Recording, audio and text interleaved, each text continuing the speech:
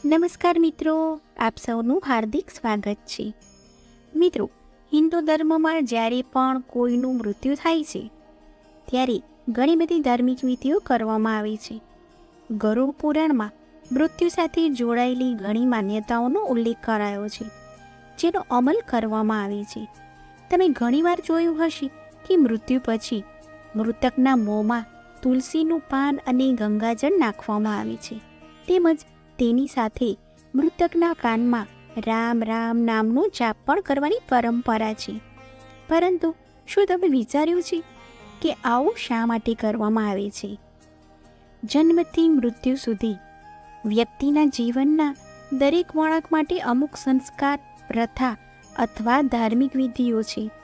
હજારો વર્ષથી ચાલી આવતી આ પ્રથાઓ અને કર્મકાંડો પાછળ અલગ અલગ કારણો છે. તેવી જ રીતે વ્યક્તિના મૃત્યુ પછી એક ધાર્મિક વિધિ કરવામાં આવે છે, જેને અંતિમ સંસ્કાર કહેવામાં આવે છે.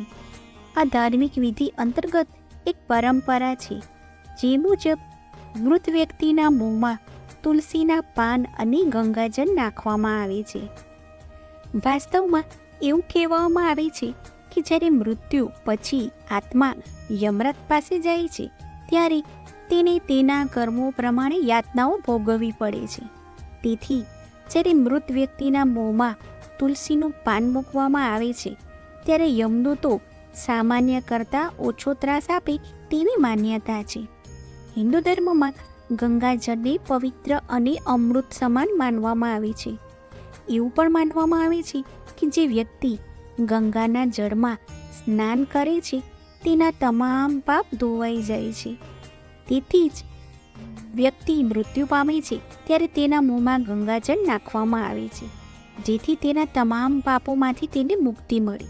મિત્રો, એક વખતની વાત છે, માતા પાર્વતી દ્વારા ભગવાન શિવને ગંગાજળ અને તુલસી વિશેના પ્રશ્નો પૂછે છે. ત્યારબાદ ભગવાન શિવ માતા પાર્વતીને તુલસી સંબંધિત એક કથા સંભળાવતા કહે છે કે હે દેવી, આ કથાને તમે ધ્યાનથી સાંભળજો.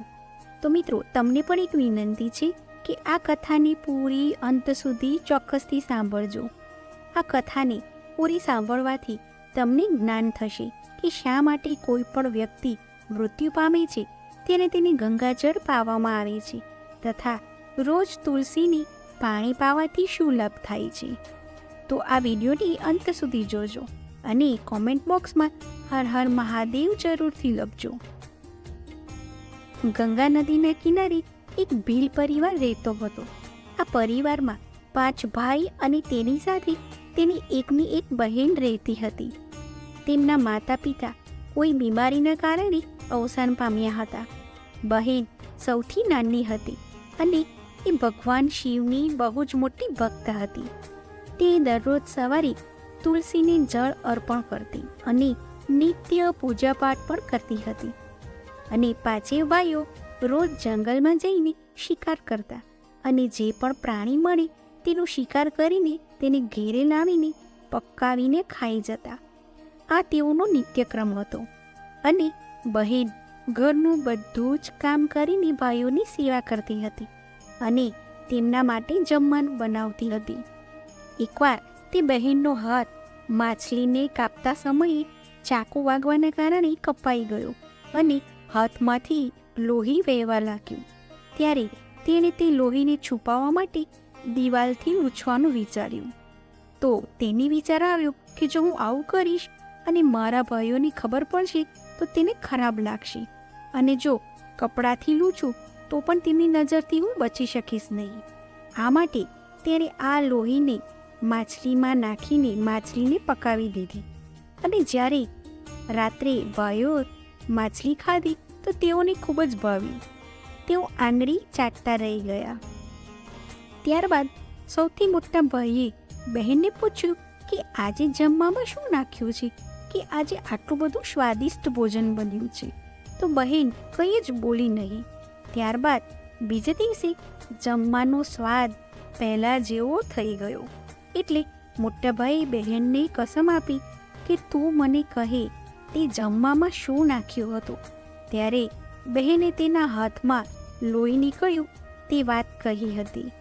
ત્યારે તે મોટા ભાઈના મગજમાં એક ખરાબ વિચાર આવ્યો કે આપણી બહેનને જ મારીને ખાઈ જઈએ તો, કારણ કે તેના લોહીના અમુક ટીપાથી જ ભોજન આટલું સ્વાદિષ્ટ બન્યું, તો એનું માંસ કેટલું મુલાયમ અને સ્વાદિષ્ટ હશે. ત્યારબાદ બીજે દિવસે મોટો ભાઈ તેની આ યોજના બીજા ચારેય ભાઈઓને કહે છે, તો એક નાના ભાઈને છોડીને બાકીના તમામ ભાઈ સંમત થઈ જાય છે. ત્યારબાદ મોટો ભાઈ તેની બહેનની હત્યા કરવાની સાજિશ બનાવે છે. બીજા દિવસે તે બધા બહેનના લગ્ન કરવાના બહાને તેને બીજા ગામમાં લઈ જવા માટે મનાવે છે. ત્યારબાદ તે તમામ તેની બહેનને રસ્તામાં એક નાની એવી ગુફામાં લઈ જઈ તેને બાંધી દે છે અને તેના પર બાણોનો વરસાદ શરૂ કરી દે છે. ત્યારબાદ તે સ્ત્રી મનમાં ને મનમાં ભગવાનની પ્રાર્થના કરતા કહે છે કે હે પ્રભુ, હવે તમે જ મારી રક્ષા કરો. ત્યારે એક ચમત્કાર થાય છે. સૌથી મોટો ભાઈ બાણ તો ચલાવે છે, પણ તે નિશાનો ચૂકવા માંડે છે. તેના નિશાનો દરેક વખતે ચૂકી જાય છે. પછી બીજા ભાઈઓ પણ એક કરીને એક બાણ ચલાવે છે અને એ તમામના નિશાન પણ ચૂકવા લાગે છે અને અંતમાં તેઓ સૌથી નાના ભાઈને બાણ ચલાવવાનું કહે છે, પરંતુ નાનો ભાઈ ના પાડે છે. ત્યારે બીજા ચારેય ભાઈઓ તેને મારી નાખવાની ધમકી આપે છે. ત્યારે બહેન ખુદ ભગવાન શિવને વિનંતી કરતા કહે છે કે હે પ્રભુ, હવે મારા નાના ભાઈની રક્ષા કરો અને મારા પ્રાણ લઈ લો. આટલું કહેતાની સાથે જ નાના ભાઈનું બાણ નિશાના વગર જ બહેનની છાતી ચીરી નાખે છે. ત્યારબાદ તે ચારેય ભાઈઓ તેમની જ સગી બહેનને કાપીને ખાઈ જાય છે અને નાના ભાઈને એનું માથું ખાવાનું કહે છે. નાનો ભાઈ અત્યંત દુઃખી થાય છે અને મનમાં ને મનમાં ખૂબ જ રડવા લાગે છે. તેણે તેના કપડામાં એક માછલીના ટુકડાને છુપાવી રાખ્યો હતો. તેણે તે ટુકડાને જમવામાં ભેળવીને ખાઈ ગયો. જમતા સમયે તેણે ખાવાના વાસણની નીચે એક નાનો ખાડો ખોદીને તેમાં તેની બહેનનું માથું અને હાથ પગના ટુકડા નાખી દીધા. ત્યારબાદ તે બધા ત્યાંથી ચાલ્યા જાય છે. બીજા દિવસે નાનો ભાઈ ત્યાં આવીને એક વાંસનું ઝાડ તેની બહેનની યાદમાં લગાવે છે અને રોજ તેને પાણી આપે છે. આવી રીતે થોડા દિવસો પસાર થાય. એક દિવસ એક સાધુ એ ઝાડ પાસે મળમૂત્ર ત્યાગના હેતુ માટે આવે છે. તો ત્યાંથી અવાજ આવે છે કે હે સાધુ મહારાજ, તમે આ જગ્યાએ આ કામ ન કરો. ત્યારે એ સાધુને નવાઈ લાગે છે અને તે સાધુ એક વાંસનો ટુકડો કાપીને તેની પાસે રાખે છે અને તેની વાંસળી બનાવે છે. જ્યારે પણ સાધુ તે વાંસળી વગાડે છે તો તેના અંદરથી એક સ્ત્રીનો સુંદર ગાયન કરતો અવાજ આવતો. ત્યારબાદ એ સાધુ રોજ એ વાંસળીને વગાડતા અને તેનું જીવન પસાર કરતા હતા. થોડો સમય વીત્યા બાદ એ સાધુ પેલા સૌથી મોટા ભાઈના ઘરે જાય છે. તો એ વાંસળીમાંથી અવાજ આવવા લાગે છે કે આ દુષ્ટ એ જ મારી હત્યા કરી છે. આ સાંભળતાની સાથે જ મોટા ભાઈએ તે સાધુને ઘરમાંથી ભગાડી દીધો. ત્યારબાદ તે સાધુ આવી જ રીતે બીજા ભાઈઓના ઘેરે જાય છે અને તે બધા પણ આ સાધુને ભગાવી દે છે. ત્યારે સાધુને થોડીક વાત સમજમાં આવી જાય છે કે જે સ્ત્રીની આત્મા આ વાંસળીમાં રહે છે તેનો જરૂરથી આ લોકો સાથે કોઈ સંબંધ હશે, પરંતુ સાધુ તે ભાઈઓ સાથે કંઈ જ કરી શકે તેમ ન હતા. સાધુ અંતમાં પાંચમા ભાઈના ઘરે જાય છે. ત્યારે વાંસળીમાંથી અવાજ આવે છે, આ જ મારા પ્રિય ભાઈનું ઘર છે. ઘરમાં રહેલા દુઃખી ભાઈને પોતાની બહેનનો અવાજ સંભળાયો એટલે તે દોડતા દોડતા ઘરની બહાર આવ્યો અને જોયું કે એક સાધુ ઘરની બહાર વાંસળી લઈને ઊભા છે. ત્યારે એ સાધુએ કહ્યું કે તે અવાજ આ વાંસળીમાંથી આવ્યો છે. ત્યારે એ ભાઈ સાધુને વિનંતી કરીને તે વાંસળી માંગે છે અને સાધુ તે વાંસળીને આપીને ત્યાંથી ચાલ્યો જાય છે. ત્યારબાદ તે ભાઈની તેની બહેનના અવાજવાળી વાંસળી વગાડે છે. ત્યારે તેની બહેન કહે છે કે ભાઈ, મને ખબર છે કે તું મને ખૂબ જ પ્રેમ કરે છે, પરંતુ મારી મુક્તિ માટે તારે રોજ ઘરમાં રહે તુલસીને જળ અર્પણ કરવાનું છે અને નિત્ય ભગવાન શ્રી હરિ વિષ્ણુના પૂજાપાઠ કરવાના છે. તેની બહેનની આ વાતને માનીને તે ભાઈ બીજા જ દિવસથી રોજ જ તુલસીને જળ અર્પણ કરે છે તથા ભગવાન વિષ્ણુની પૂજાપાઠ કરવા લાગે છે. એક દિવસ તે ભાઈ તુલસીને જળ અર્પણ કરતા સમયે મનમાં ને મનમાં ભગવાન વિષ્ણુના નામનું જપ કરે છે. ત્યારે સ્વયં ભગવાન વિષ્ણુ તે તુલસીના છોડમાંથી પ્રગટ થાય છે. ત્યારબાદ તે ભાઈ તુરત જ ભગવાન વિષ્ણુના ચરણોમાં પડી ગયો અને સાચા મનથી તેની સ્તુતિ કરવા લાગ્યો. ત્યારે ભગવાન વિષ્ણુએ તે ભાઈને તુલસી પત્રનું જળ તે વાસળીમાં નાખવા જણાવ્યું અને તે ભાઈએ ભગવાન વિષ્ણુનું નામ જાપ કરતા તે વાસળીમાં તુલસી પત્રનું જળ અર્પણ કર્યું. ભગવાન વિષ્ણુના આશીર્વાદથી તે સ્ત્રીનો પુનઃ જન્મ થયો અને સ્વયં તે સ્ત્રી વાસળીની બહાર આવી ગઈ. ત્યારે તે બંને ભાઈ બહેનને ભગવાન વિષ્ણુએ તુલસીને સંબંધિત મહત્વપૂર્ણ જ્ઞાન આપ્યું હતું. ભગવાન શિવ માતા પાર્વતીને કહે છે કે હે દેવી, તે જ્ઞાન તમે પણ ધ્યાનથી સાંભળજો. તુલસીને દેવી લક્ષ્મીનું જ સ્વરૂપ માનવામાં આવે છે. તુલસીમાં રોજ જળ અર્પણ કરવાથી જીવનની તમામ પરેશાનીઓ દૂર થાય છે અને સુખ શાંતિની પ્રાપ્તિ થાય છે.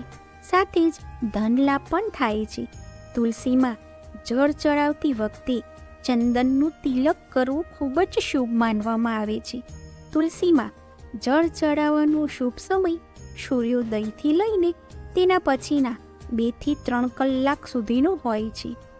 તુલસીના છોડમાં રવિવારના દિવસે જળ ચડાવવું જોઈએ જ નહીં. મંગળવારના દિવસે તુલસીના છોડને પાણી પાવાથી ભગવાન વિષ્ણુ અને દેવી લક્ષ્મી બંને પ્રસન્ન થાય છે. રોજ સવારે સ્નાન કર્યા બાદ તુલસીને જળ અર્પણ કરવાથી જીવનના દુર્ભાગ્યો દૂર થાય છે. ત્યારબાદ ભગવાન શિવ કહે છે કે હે દેવી, મૃત્યુ એ જીવનનું પરમ સત્ય છે. મૃત્યુ બાદ તે વ્યક્તિનું વિધિપૂર્વક અંતિમ સંસ્કાર કરવાનું વિધાન છે. તેથી તેના શરીરની મુક્તિ મળી શકે છે અને તે એક શરીરનો ત્યાગ કરીને બીજું શરીર ધારણ કરી શકે છે. આવી રીતે જ્યારે વ્યક્તિ મોક્ષની પ્રાપ્તિ કરે છે તો તેને બધા જ પાપોમાંથી મુક્તિ મળે છે. મૃત્યુ સમયે વ્યક્તિને ગંગાજળ પીવડાવવામાં આવે છે. તેનું કારણ એ છે કે ગંગાજળ ક્યારે પણ ખરાબ થતું નથી અને તેના અમુક ટીપા મૃત્યુ બાદ વ્યક્તિ માટે મોક્ષના દરવાજા ખોલી નાખે છે. મૃત્યુ સમયે વ્યક્તિને ગંગાજળ પાવાથી તેને શારીરિક કષ્ટોમાંથી મુક્તિ મળે છે અને સરળ મૃત્યુની પ્રાપ્તિ થાય છે. જો મૃત્યુ સમયે કોઈ પણ વ્યક્તિના મોંમાં તુલસીના પાન રાખવામાં આવે છે તો તે વ્યક્તિની આત્માને ભગવાન વિષ્ણુના આશીર્વાદ પ્રાપ્ત થાય છે અને સંસારની મોહ માયામાંથી મુક્તિ મળે છે. એ શરીરના તમામ કષ્ટો દૂર થાય છે અને આત્મા તમામ બંધનોમાંથી મુક્તિ મેળવે છે.